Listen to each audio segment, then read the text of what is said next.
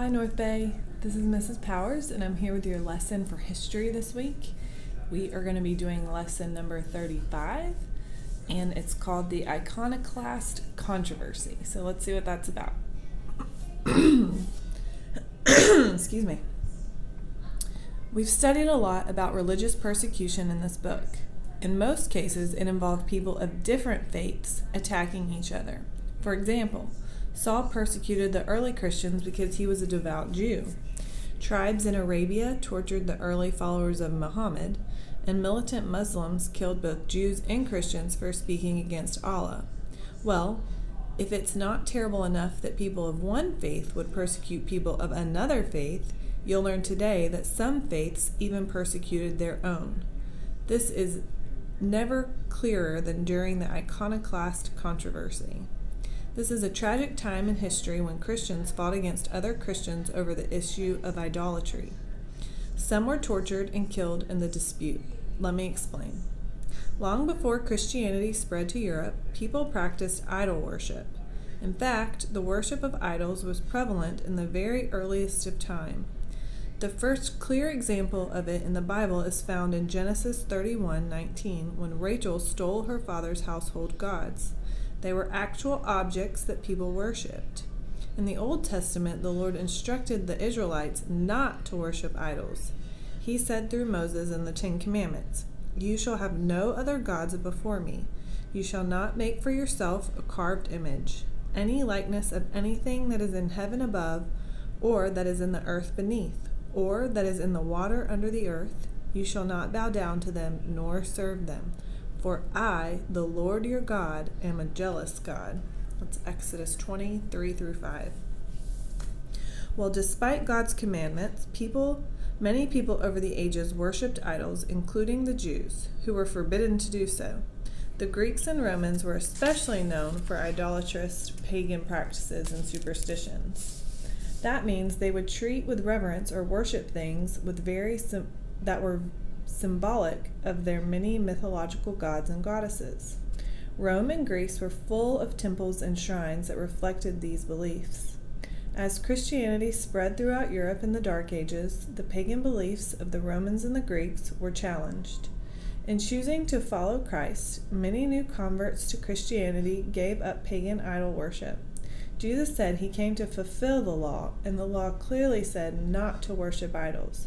So the new believers didn't. But over time, the issue of idolatry became fuzzy. Some Christians wondered if they ought to not have any statues, paintings, or even crosses hanging in their churches. They called these types of items icons. Sincere believers weren't sure if the placement of icons in the church wasn't becoming a form of idolatry.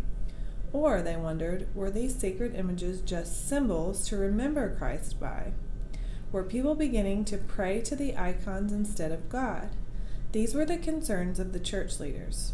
Believers were confused and divided over the issue. What was the right way for the church to interpret what the Lord intended with the Ten Commandments in regard to idol worship?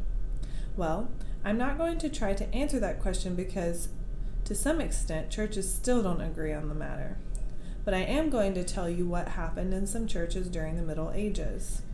It was a real mess. We call it the Iconoclast Controversy from the Greek words icon, meaning image, and clast, meaning breaker. The iconoclasts were basically image breakers or destroyers of religious images. Here's why. By the 8th century, there were many people who appeared to be praying to icons or sacred statues and paintings in their churches. Icons of Mary, the mother of Jesus, and images of the saints were abundant in the Western and European churches.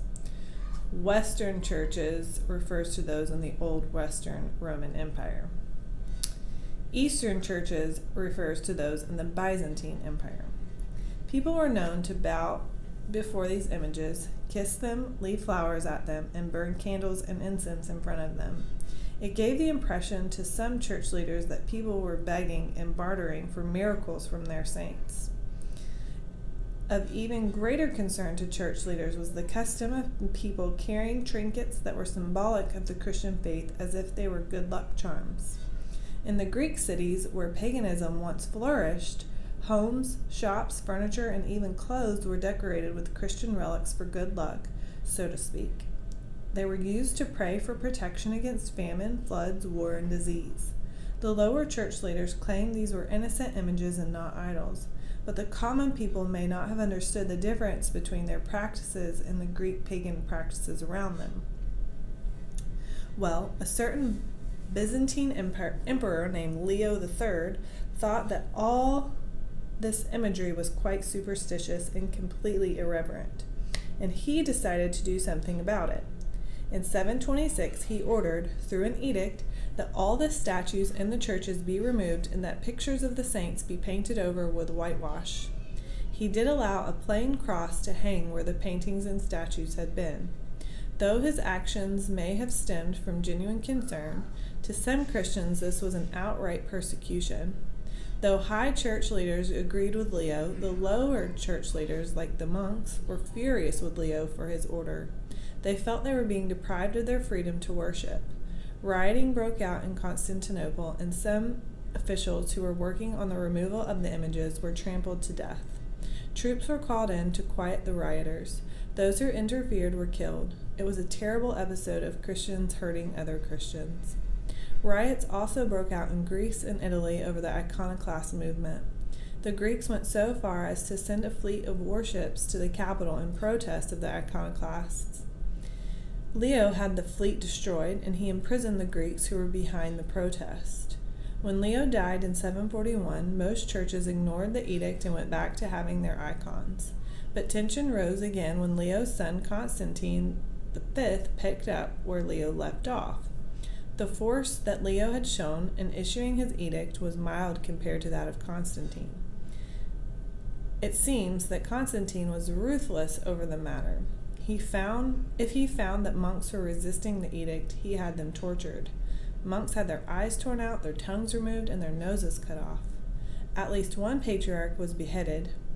By 767, Constantine V shut down most of the churches and monasteries altogether. He used the buildings for secular offices instead. This breakdown and suffering in the Eastern Church lasted for centuries to come, all because of the controversy over icons. Both sides appeared to be sincere in wanting to honor the Lord in worship, but they could not agree on how that should be done. It was awful. Some relief finally came, though. Constantine V's grandson took the throne at a young age, forcing his mother, Irene, to serve as a regent. That means Irene really ruled as empress until her son was old enough to take over. During her reign, she smoothed over the controversy better than anyone else had. She allowed images to be used in worship if it was recognized that they were different from God himself. But do you know what happened when Irene's son became old enough to rule? In 790, he had his mother exiled. Irene retaliated and had him thrown in prison. Irene ruled for the next 5 years, and she ruled quite well. She lowered taxes, raised money for charity, and beautified the capital. The people loved her, but the army didn't, and Irene was eventually banished for good. She spent the last 9 months of her life on the island of Lesbos, working as a seamstress. The church later named her a saint for the suffering she endured and the good she had done. But what about the icons? Whatever happened to the tradition of using images in the church? Well, just as the church in the East eventually split from the West, there was a major division in 1054, so there arose differences between the two. The Eastern Church went back to having images that were considered symbols of worship rather than idols. The Western Church didn't, at least for a long time. Later in history, after the Middle Ages, a time called the Renaissance began. This was a time when painting and sculpting became the rage in Western Europe, and much of the arts was centered on images of the life of Christ. Were these paintings and statues worshipped? I don't think so. To most, they were and still are beautiful expressions of remembering what Christ had done. At the same time, I can certainly understand the conviction of the iconoclast. I imagine many were sincere in trying to prevent disobedience to God by those who appeared to violate the second commandment. Regardless of their efforts, if you visited a wide variety of churches today, you would see that there are still some differences in opinion as to what should hang on the walls. All right, so that was lesson 35. And I believe that your pretest for this one is pretest number 12. So let's get that out and let's take a look at pretest 12. Yes, so starting with number 4 on pretest 12, iconoclast. Let's match that with its answer. And it means image breaker. So B, the answer is B, image breaker. And then number 5, Irene. Who was Irene? That one would match up with C, an exiled empress. And that might be the only 2 for this lesson. Yep.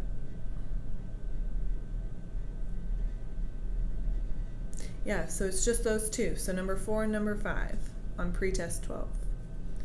Okay? Those are the 2 answers for today. And don't forget to review pretest 8 through 12.